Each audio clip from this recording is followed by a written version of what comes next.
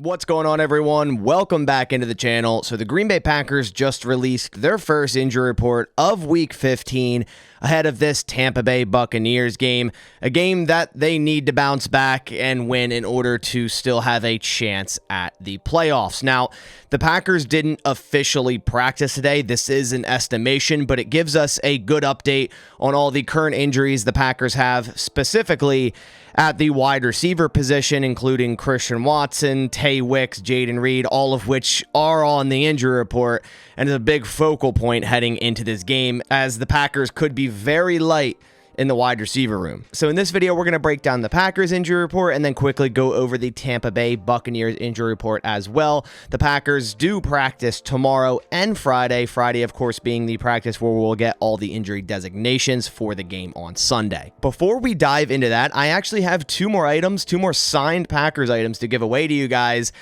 Previously was the signed Jordan Love helmet and signed Devondre Campbell jersey. I just released the winners on my community tab on my YouTube. So definitely go check that out to see if you did win those. But I'm releasing two items every 10 days the month of December. So we have two new items. Thank you to Pristine Auction.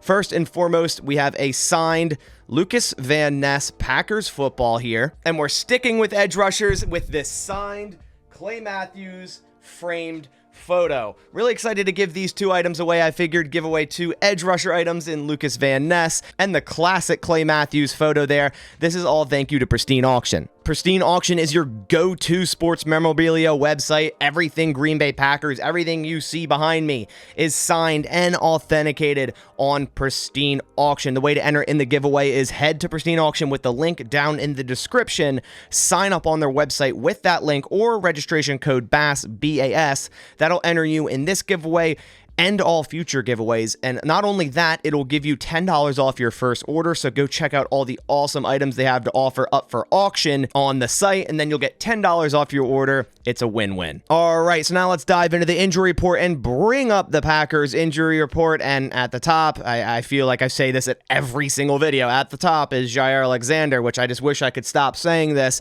and Jaire would return to the football field. I know a lot of people are upset at him, for not being able to play, but I'm sure he's trying his hardest to get back out on the field. It's just he's been very unlucky with the shoulder, where he's been questionable, then downgraded to out, 2 games in a row now. He is again limited today. And again, this is an estimation because they didn't officially practice, but this is what they would have been if they did. So Jaire Alexander limited. Really hoping he can come back this week against Mike Evans and Chris Godwin. That would be ideal. A.J. Dillon with a thumb injury would be designated as did not participate. This is a new injury for him. He was going through a groin injury. That's not listed anymore, so that much is good, but a little bit worrisome there with the thumb. But nonetheless, this shouldn't stop him from being able to play in this game. J.J. Enagbare, a new addition to the injury report with a toe injury. He would have been limited today. Elton Jenkins, same shoulder injury as last week. He would have been limited today. Aaron Jones, who practiced all last week but didn't play in the game on the MetLife turf. I understand why he didn't. It would have been limited today with his knee injury. I think this is the game he returns against Tampa Bay. Hopefully gives the Packers a little bit of a spark because they need that. Right now, they need that to bounce back against the Buccaneers. Keyshawn Nixon's on the report with a quadricep injury. This is a new one, but he would have been limited today. John Owens with his knee injury, which was on the report last week, would have been limited. Jayden Reed is listed as an ankle injury. So last 2 weeks, he had a chest injury.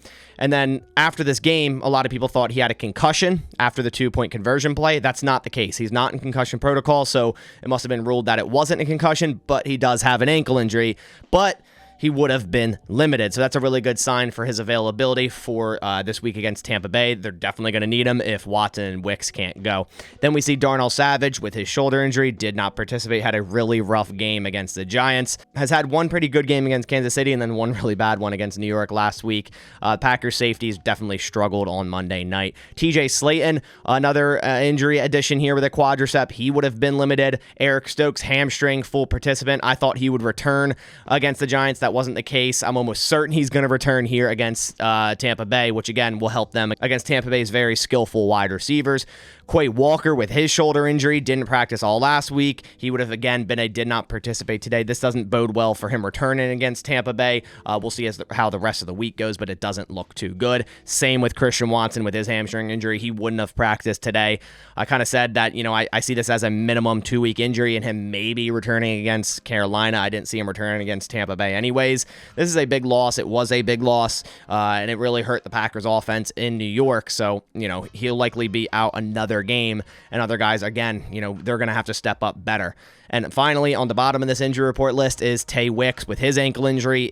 He pretty much said in his locker after the game that he thinks it's a high ankle sprain, so that's not good at all. That's a minimum 2 to 4 weeks there for typical high ankle sprains, especially for a wide receiver. So the Packers really banged up at the wide receiver spot. Tay Wicks, starting to really get in the groove, getting his targets, getting his snaps, and now he's injured. I feel like the Packers can't catch a break in this wide receiver room. Then to quickly run over Tampa Bay's injury report, at the top, we see Carlton Davis, cornerback, groin injury, did not participate. Jameel Dean, cornerback, would have been limited. Will Golston, defensive lineman, did not participate. Chris Godwin, knee injury, did not participate. Ryan Neal, safety, did not participate. Zach Triner, their long snapper, did not participate. Vita Vea, nose tackle, did not participate, and Devin White with a foot injury did not participate. A lot of starters here on the Tampa Bay injury report as well, just like the Green Bay Packers. Definitely keep an eye out for Vita Vea, Devin White, Chris Godwin, Carlton Davis, and Jameel Dean on these injury reports. If they're missing any collection of those players, it's definitely going to hurt their team a lot. But that about does it for this video. Just wanted to go over the initial injury report of Week 15, Packers versus Tampa Bay. Again, the Packers didn't practice today, so it's just an estimation of what they would have been if they did practice. We'll probably get a better idea of everything tomorrow and then, of course, Friday. But I appreciate you guys coming by. If you did enjoy the video, please leave a like down below. It supports my channel a ton. But I'll catch you all in the next one. And as always, go Pack Go.